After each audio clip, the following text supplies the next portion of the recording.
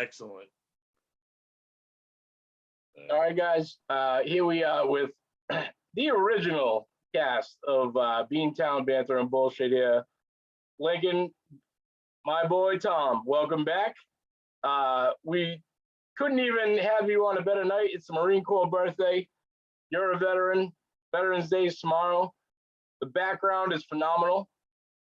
Welcome back, my friend. How's things? Oh, it's great to be back, and I love the fact that you've branched off into this boxing, which, the Worcester boxing history has been fantastic. But I also like that, like, at least half of the guys you've had on your podcast have been veterans or were sons or daughters of veterans. It's true. I mean, that's how working class people do things sometimes. And it's not like you join the army to go beat the world up or join the army to get like a fucking college scholarship. It's somewhere in between, for most of us. And, Marines, I've always thought my buddy, Jeremy, Oh, yeah, and his brother Jonathan. Yeah, his brother Jonathan, tough kid, but he's younger than me. And I always felt bad for him. I'm like, God, why would you go through something so harsh? And when he came back, I'm like, yeah, I get it. You're fucking tough motherfucker now. Oh, yeah. One's gonna, I mean, it's not like he was gonna punch anybody or anything like that, but I'm like, yeah, you just sailed to the Pacific and you fucking serviced weapons and all this other things. Yeah. And I've always respected Marines, and I wish them a happy birthday. From an Army guy, I wish them a happy birthday. Yep. And I don't actually, my nephew Bowie, Tommy Daly, Tom Daly, right? Oh, yeah.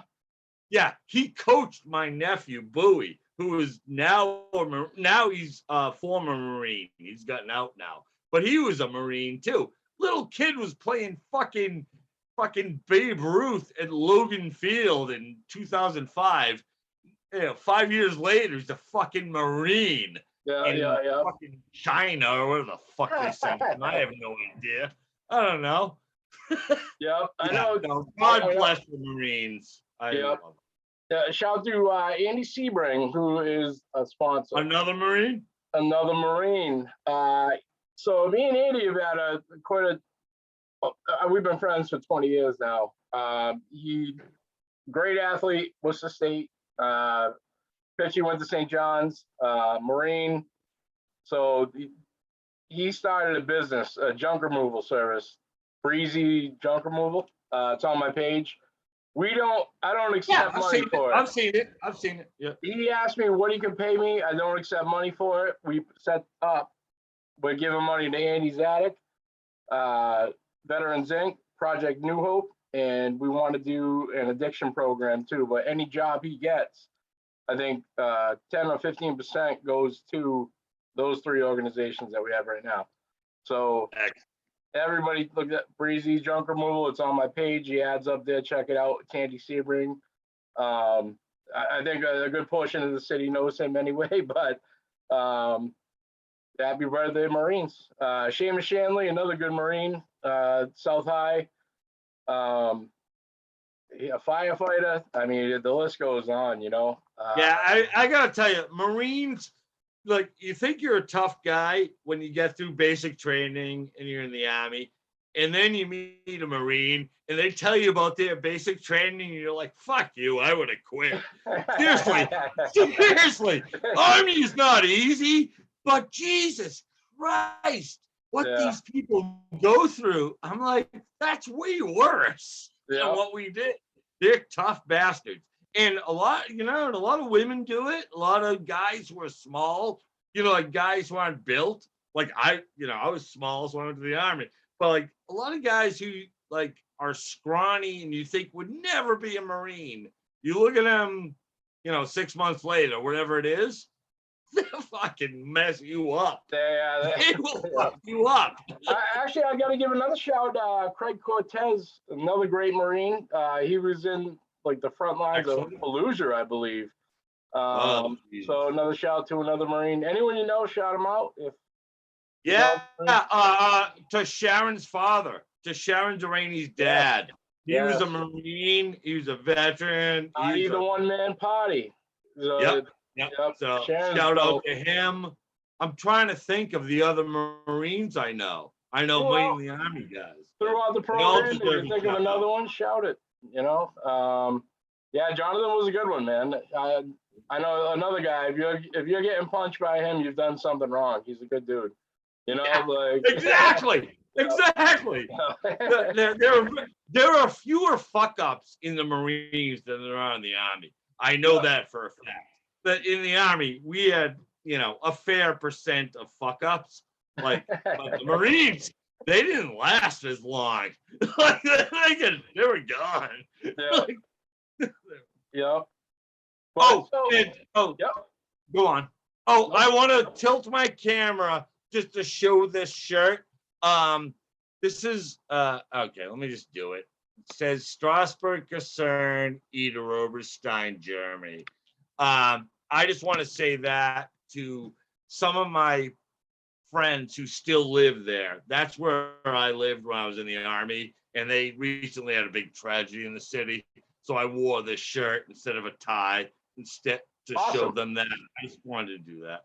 Awesome. They're fine now, but I just wanted to show that. Awesome. So you were stationed in Germany or something. I know you always mention it. Yeah. Okay. Yeah. My entire military journey. Tell us the Tom military journey to get square. All right. So I'm this close to getting kicked out of college. I'm literally that close.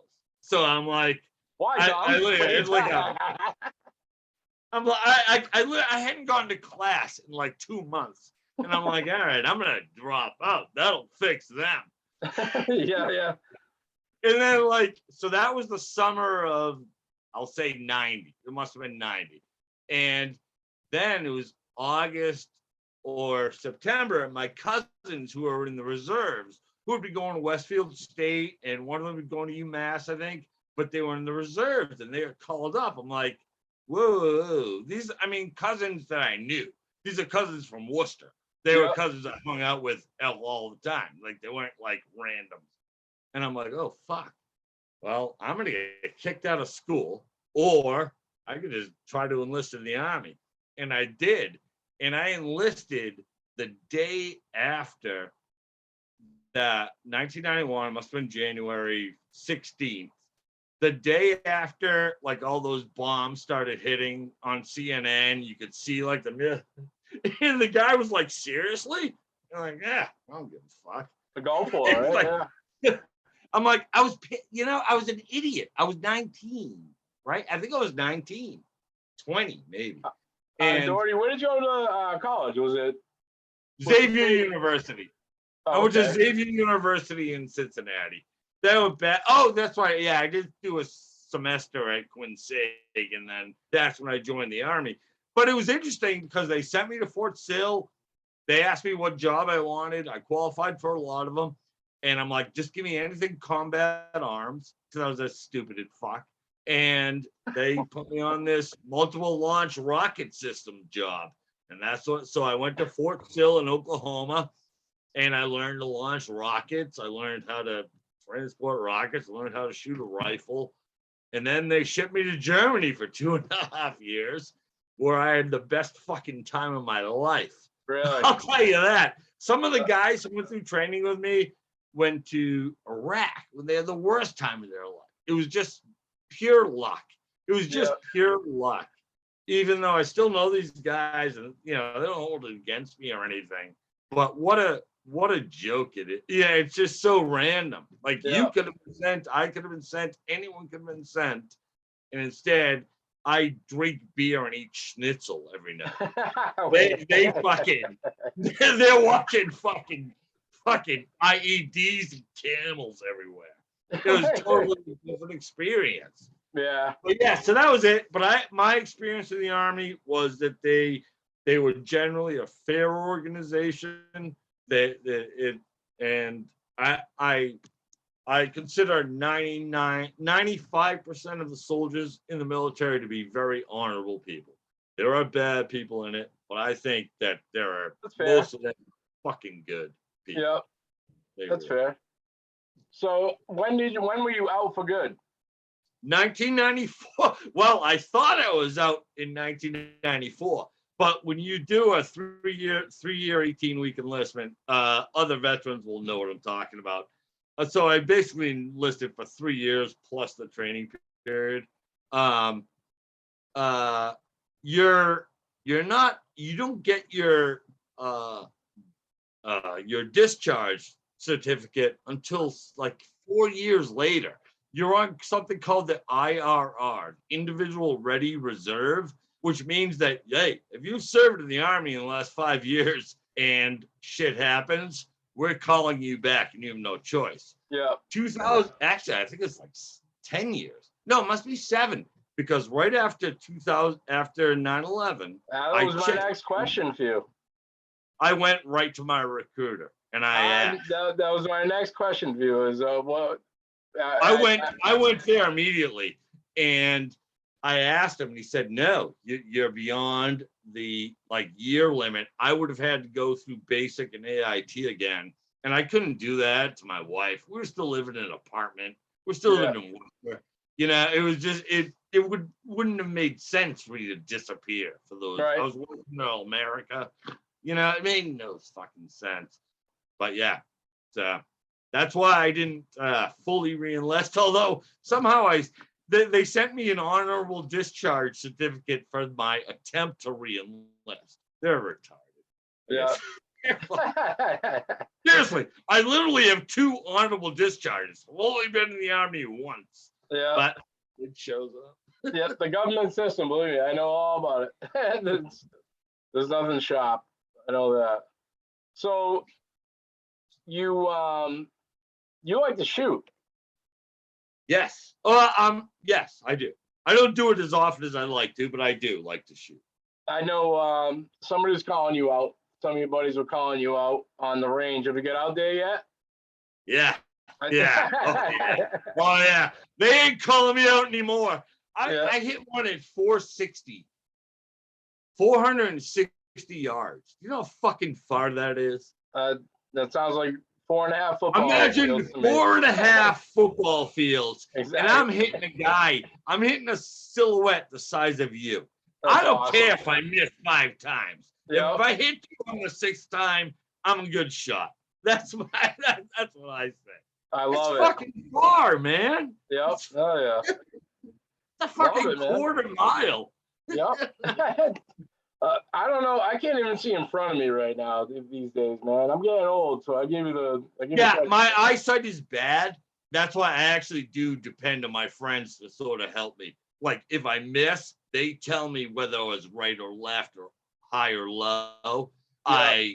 I'm really bad at that. But then when you actually get it sighted and you pull the trigger at the exact right time, it's just as easy. It's just it doesn't happen every time. Right. I mean, I can spend 5 minutes trying to get the sight right, and it never is. Yeah. And then my friend would be like, just turn your shoulder. Okay. There you go. There you go. So I don't even know if this is fit for TV, but what was your wildest night in Germany?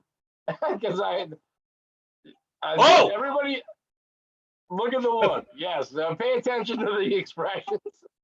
He had to light up before he could even mention the story. No, I mean, I would imagine there had to be some wild stories.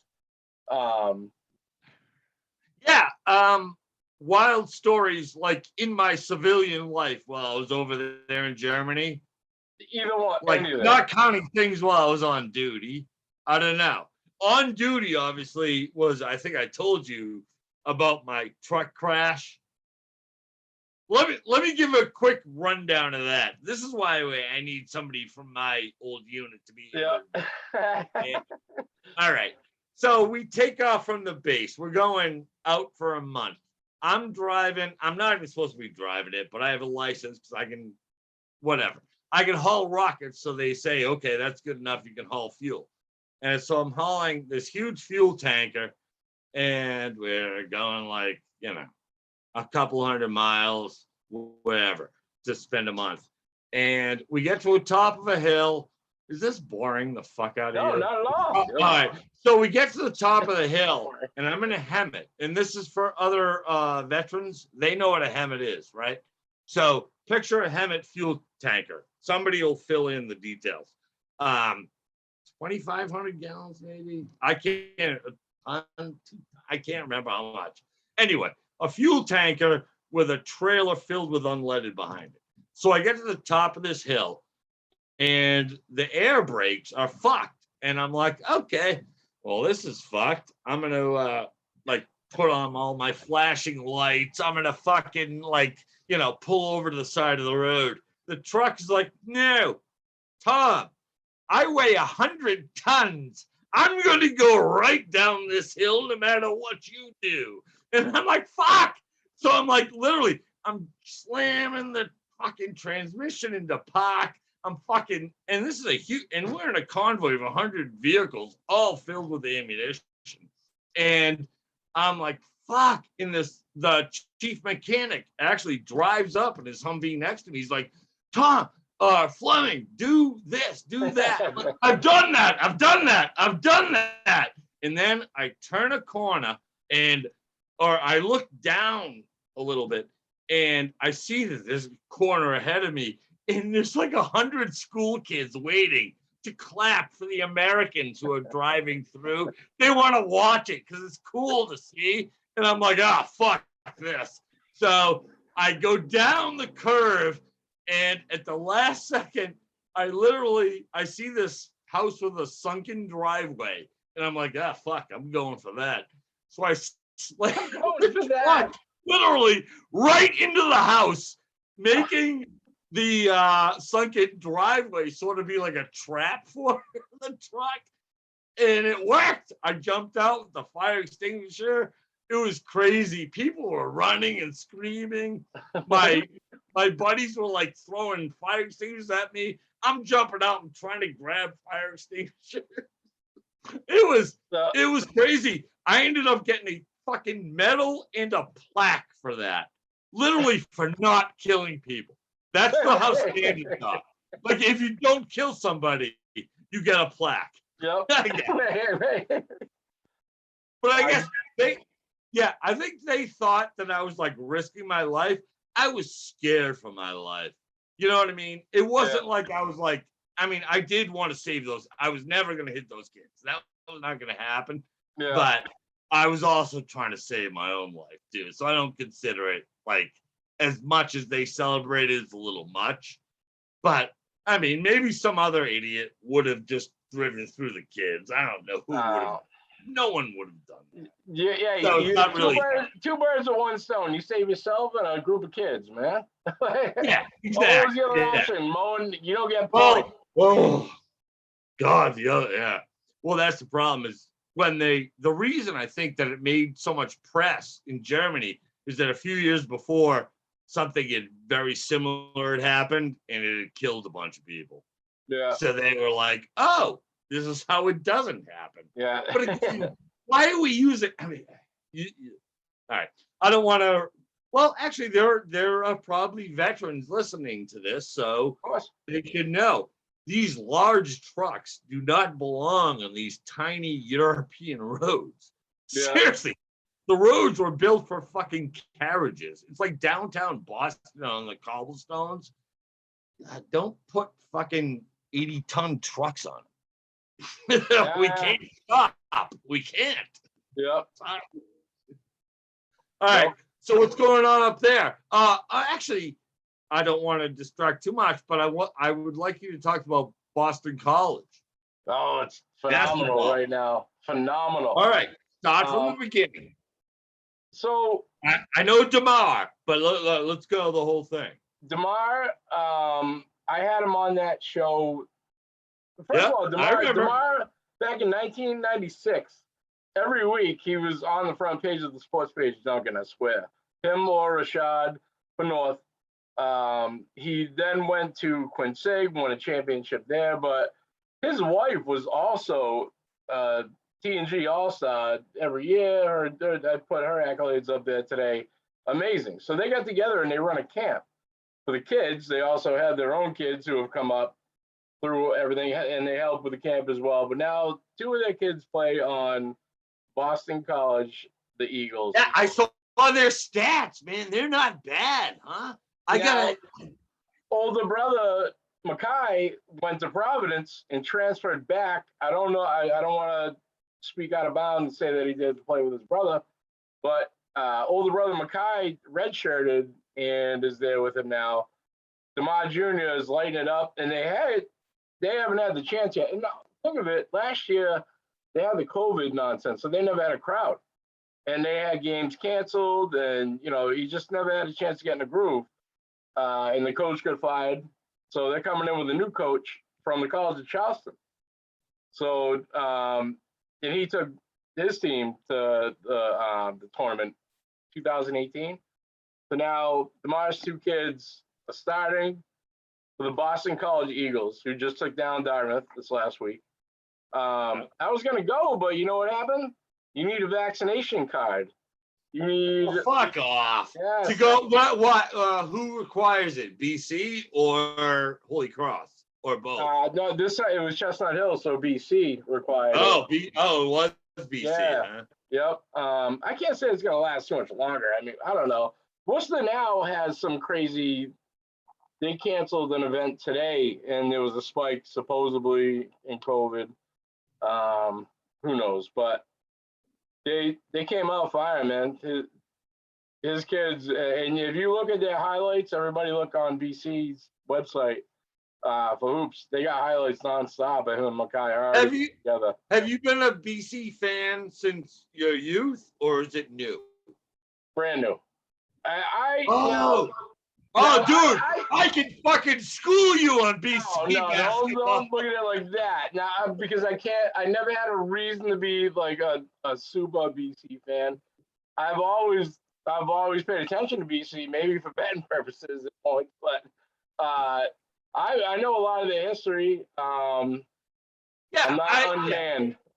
It was Troy Bell. My grandfather and father liked Holy Cross their best. That was their favorite. Yep. But BC was a higher level, so they loved them. So I grew up learning about them. Man, and they've had some great fucking teams, some great fucking players. Obviously, they're not a fucking Duke or Michigan or whatever.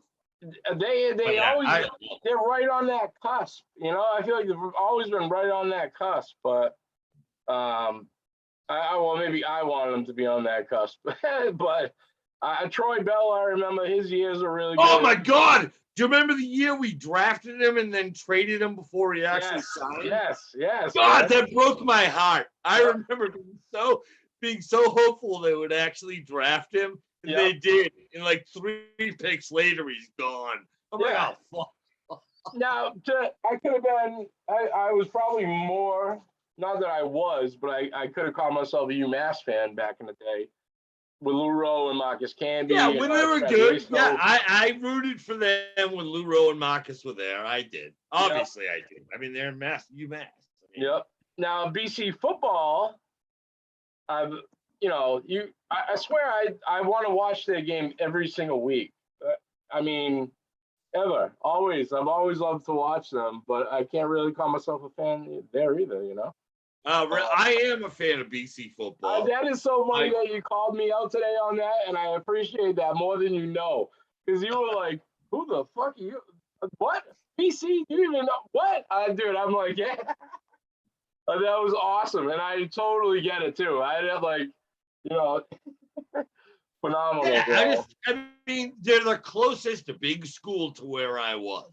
Once Holy Cross wasn't big time, and UMass wasn't really a factor. Yeah. Boston College is where, that's where Notre Dame would come to play. Michigan would come to play. Yeah. They're not coming to play at Worcester State. You know what I mean? Right. If you're going to see a big game, what if you 1 or 2 a year? But you're going to see a fucking real, power come in there. Yeah. I mean, they get very rarely do they get creamed. I swear, I've seen no, they're tough fuckers. They're a bunch of tough little fuckers, big fuckers. The BC Notre Dame game. I believe they took them down in hoops last year. I believe, but Well, yeah. Man. There's going to be some action in Chestnut Hill this year. I'll tell you that right now. I mean, they're good, man. And DeMar Jr. hasn't even gotten off the ground yet. They were four and 16. I'm gonna say this, and then I'm gonna be like accused of being a liar if I don't do it. So I'm gonna say it with. I'm coming up to watch at least one BC game this winter. I don't know when. Yeah, you got to. It'll probably be post Christmas, but I'll be coming up and I'll be watching at least one. Oh, fuck. They might be playing at Wake Forest before then. Wake Forest is 10 minutes from my house. So now I gotta check that out. I gotta check the schedule. What? I was going to ask you about that. I think Wake Forest has been all right this year in football. Oh my God, been more than all right. Yeah, they have a strong team, man. They got a strong team. They're fucking, yeah, they're good. I don't want to jinx them, but they're fucking good, man. The quarterback and people don't think their defense is that good because the quarterback is so good. Their defense is better than their offense. And I say that for watch virtually every game. Their defense is just, it's not flashy. It's not Deion Sanders, but it's a bunch of guys who stop you from getting more than 2 yards. Oh my God. That's how they do. Awesome. The way you just described that. So I told you I went to Duxbury and watched South High, right? Yep. So the story goes like this. I went from work and I drove to Duxbury. The minute I get out that exit, the Duxbury police were behind me all the way to the stadium, right? So were you drinking or anything? No, nothing. I get out of work and it's time. That's what I thought. All right. Right from work. So they're behind me the whole entire way to the school, right? I've never been to Duxbury period in my life. I pull into Duxbury High School and I just drive until I see a spot. So I see a spot directly in front of the place where they're selling the tickets. I'm in. So not only do I pull in the spot, but they back in to the spot next to me. The three of them get out, 3 cops, and they followed me to my seat, like where I was. So they who knows if they even knew who I was, but I'm sitting there, I got there early. They're behind me, and I'm sitting in the end zone because that's where I like to sit to get the videos, the highlights. Yeah. Well, I picked the wrong seat that night. Pretty soon, not the cop, but they're behind me. There's 3 of them. And then all of a sudden, it had to be the JV team, the freshman team. The entire Duxbury under teams was just filled. Tom, it turned into like Michigan. I told Coach LaRose, who's coming on tomorrow night, my only issue was, I said, dude, it was cool to see a team like that. They was well coached. They were just huge. Obviously, it's a football town, like whatever, and it's great. We were outmatched, which we knew. The seeds weren't right, and we did the best we could, but it was atrocious. And they have a mascot, a full-size human dragon. Full-size human dragon. I'm not sure what a full-size human dragon is. I can picture it. A human dressed in an actual human-sized dragon suit. This person got into, and they gave him a flag, Tom, like he was waving to 75,000 people at Michigan every time they scored right in front of me. And I'm like, I gotta get out of here. I don't even know what to do. This is insane. I'm gonna be. Your instinct is to throw a rock at him, and that instinct is not wrong. I'm gonna spear him and be on CNN. I know you can't do it, but that would be your instinct. My instinct. Look at. It would be great. It would be a great move for the podcast because that would be all over CNN. But do I really want to spear this dragon and Duxbury get killed? I don't know. It was like but very good team. Super. I mean, they've come back from some stuff. I don't want to be negative, but they had some bad press last year for some things. Yeah, but they did. And how is Angela Rose doing? Phenomenal, man. He's got 2,300 yards right now. He needs, I think, 24 and change to pass Bismarck Osei for the next one. He's about to break the TD record, he's got 30 right now. He needs 35. We have 2 games left. Worcester Tech, which, but that's going to be a good podcast tomorrow with those guys, too. Yeah, I was going to say, so he might be a little too young to be on. You won't have him. No, not Angelo. His father is the coach. Excellent. There you go. Yeah, you did. I didn't know that until you posted that. Like, we got coach versus coach tomorrow night. They've coached in the city together with youth sports, with their kids coming up and everything. We're gonna talk about the MIAA tomorrow. There's eastern part of the state is heavy in football. Western part of the state is heavy. We don't have it in Central Mass, so that's what we're gonna talk about tomorrow night. Great, that'll be a great one, man. This kid, it's a shame. Look at, I'm trying to put as much as I can out there, but this kid, I mean, it should be national coverage. Maybe not national, but more than he's getting. Is he getting any? What, like, does he have a star rating yet? Like, can I look him up? Oh yeah. I mean, he's got. I haven't done it yet. Yeah, he just hasn't gotten the coverage that he should have had for doing what he's done, man. He's getting 5, 6, 7 touchdowns a game. Like, he's competing with these kids numbers wise in Florida, California, whatever. I mean, Texas. But it is what it is. Well, Florida, California, and Texas, those are the states that produce like 90% of D1 players, right? Right. Yeah, no doubt. And they got the camps and everything. The Mass Pirates, I went to their semifinal game, and that was admittedly my first game of their season. And I got 50-yard line tickets the day in line. I think that's awesome. I think it's awesome that you're getting some media access, because that's what you're doing is real media. So I do think it's cool that you're getting those tickets and getting those seats. Yeah. How else is somebody going to know? I mean, you can read a 1-paragraph article in the Telegram. Right. You could, actually being in a game, you could tell a hell of a lot more. That's what it's all about, too. You don't even have to be an expert. And I'm not, Yeah. Yep. No, but you're a player. You played, so you know enough. But still, you don't really have to be an expert to say, okay, this is good, this is bad.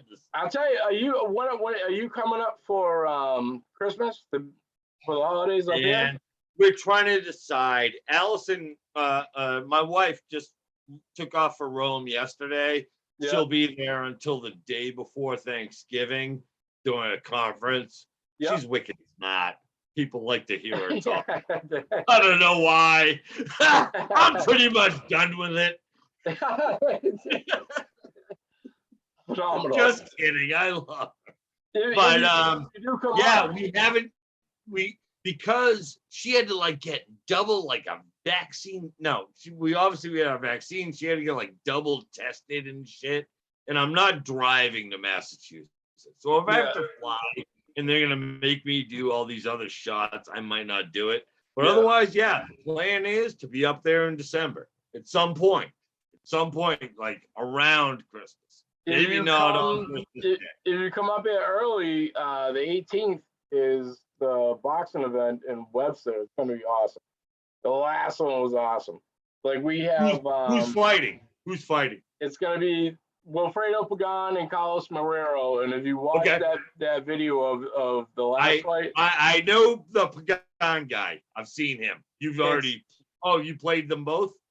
Amazing. No, they fought the last time. It was the best fight I've ever seen in person. Oh shit! I gotta watch it again.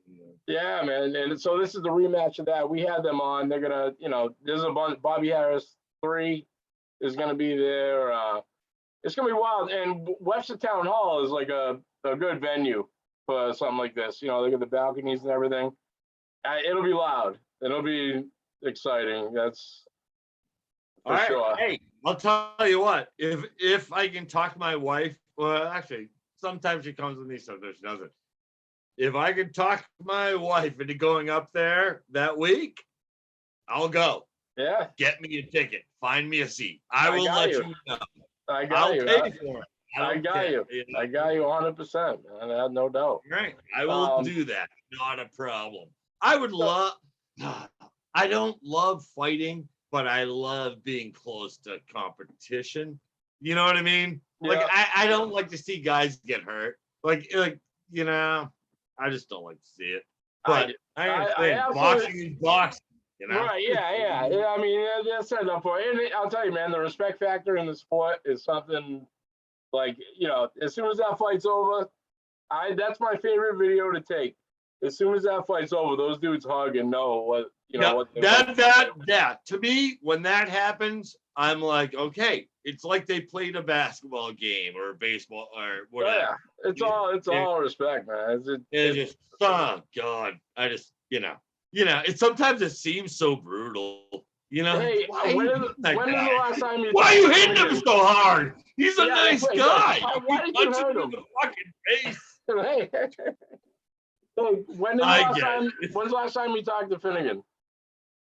Only probably a month or two ago. I chatted with him like basically through Facebook Messenger. Why? What's he up to? He hit me up a couple days ago and he said, I'm sitting here with Tony Mace. Or no, he said, I'm sitting here with Mace from 98.5. I said, what? I said, he's like, you know, Tony Mays. And I was like, Maz? He's like, yeah. I said, oh, Maz. Oh, like, I was like Maserati? I was like, I'll tell you what, go back and tell him, you know, if he wants to come on Shamrock, he got one more chance. We were laughing. Right, so it's Maserati, right? Is it Maserati? Maserati, yep. Oh, God, I mean, he calls him Maze. What a fucking... Hey, Finny, you're a retard. It was awesome. It was awesome. I was like, yeah. He's like, you know, Mass. Well, it's like, hey, Maz and, you know, Felger and Maz. That's what he... But those guys play a job. You know what I mean? He does his job. I like it. Yeah. I never hated him. I don't think I liked... Because when he would disagree with guys I did like Callahan and those guys, then you obviously come on the other side. Now, Maz was kind of I always thought he was kind of a pussy as a sportscaster. I really did. Like they do their job. They follow the script, I believe. You know what I mean? Maybe they have some real, but Felger starts fights because he has to. That's the plan. That's the instruction. Yeah. I know, but you can't pull it off. I mean, I don't. Anyway, I'm not going to do critiques on sportscasters because obviously my sportscasting career has taken off. So I can critique everybody. I love it. You're not done. You know what I wanted to ask you? Tell me about Bam Adebeyo. You have like that. Yeah. I don't think you realize what he means to like the kids. Oh, I do. Select and everything. Like he's the man. Miami's the top dog right now in the power rankings.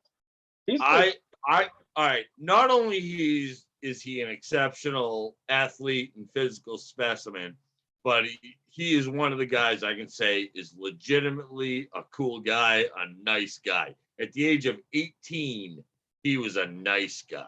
How did you meet him? I was doing play-by-play for a game in which he played, and after the game, I don't know if you know, but for 5 or 6 years, I did color and play-by-play for a company called Coach's Aid, which is now fucked up. They're out in the West now. They don't even do anything anymore. I was literally their last employee east of the Mississippi. I'm not kidding. It's that fucking bad. But at least I had a van and a bunch of equipment. Anyway, so I would cover them, and he would, Bam, he would dominate most of the games. And then afterwards, he would run around the top of most of these arenas that they had like a ring they could run on. And he saw me rolling up cable that's like 250 feet, literally like plug in like all these. He's like, hey, he didn't even say anything. He just saw me doing it and started from the other end and rolled it up to me and made my job that much easier. Really? And I'm like, hey, man, thanks, dude. He's like, no, thank you, sir. And he called me sir. Wow. And I'm like, dude, that is so... This guy's like 6'10". He could fold me up into a fucking napkin and throw me in the basket. But he was very respectful, and also obviously a great basketball player.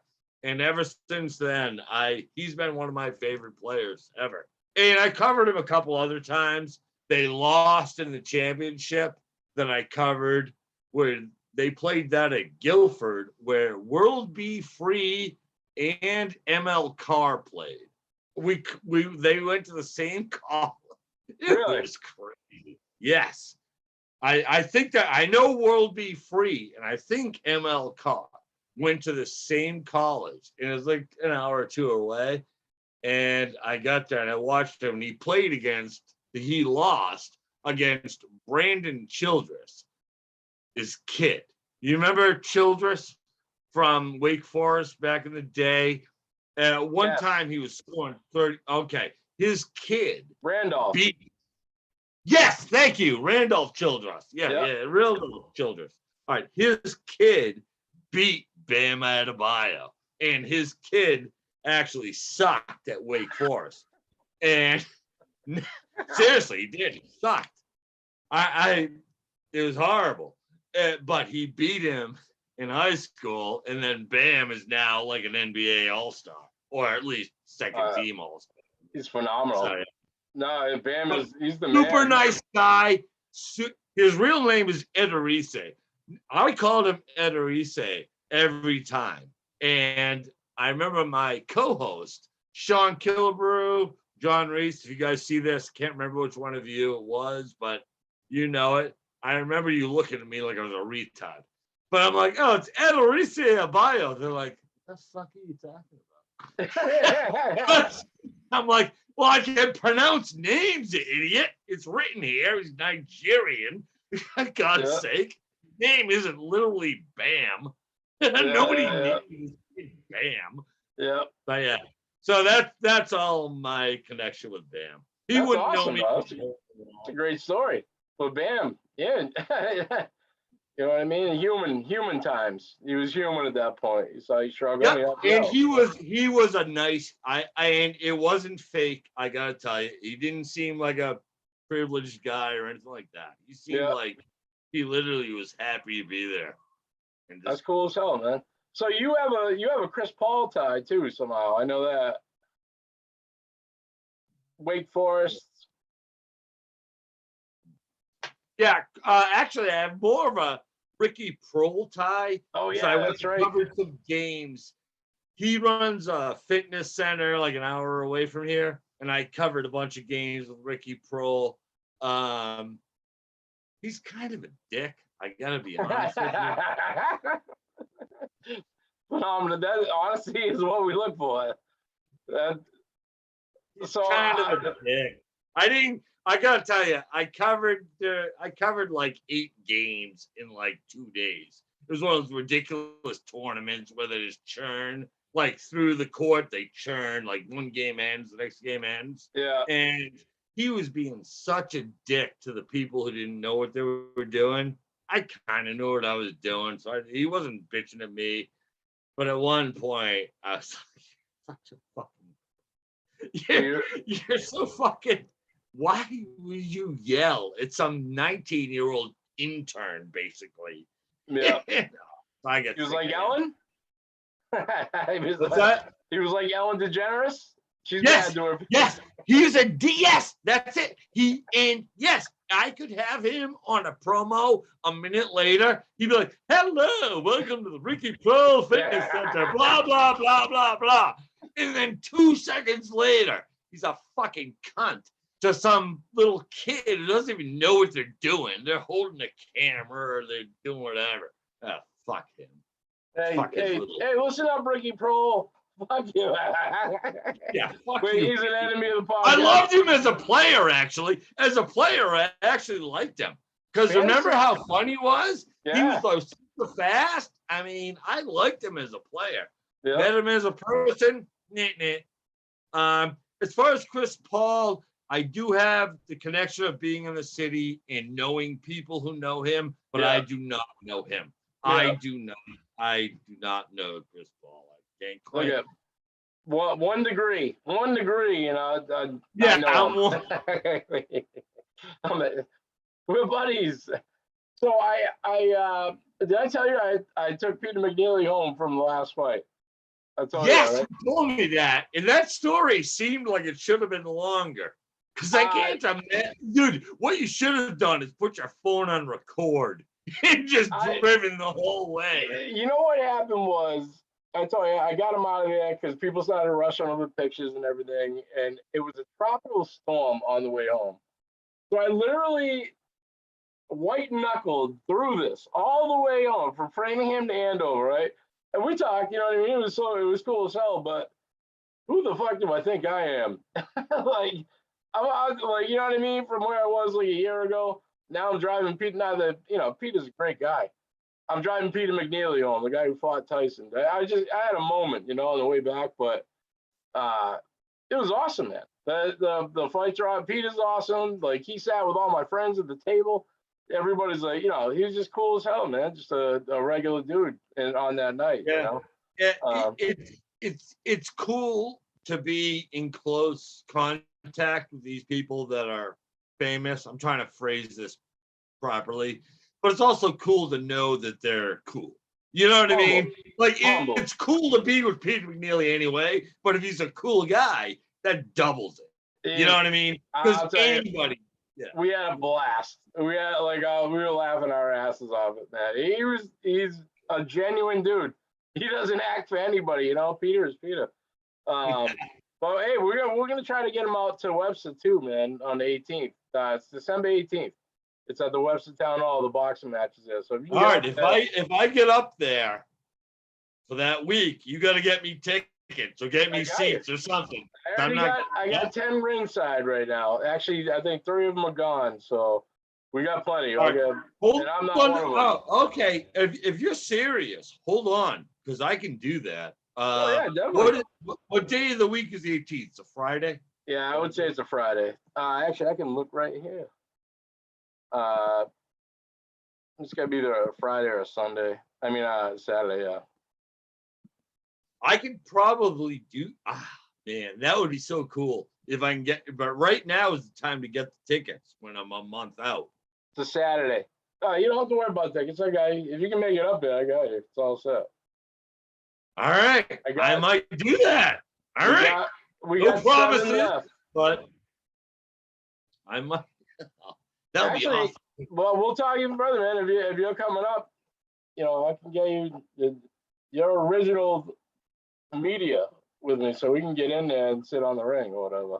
So excellent. Yeah, I like I said, I'm not familiar with fighting as much as a lot of guys are now, but I can call any sport. Like you can call any. Oh, but I guess we wouldn't be calling it. We'd just be observing it, right? Now, it's funny you say that because the first one that I went to was the Palladium with this was like the first card. It's basically like, you know, all the same guys kind of come through on this one.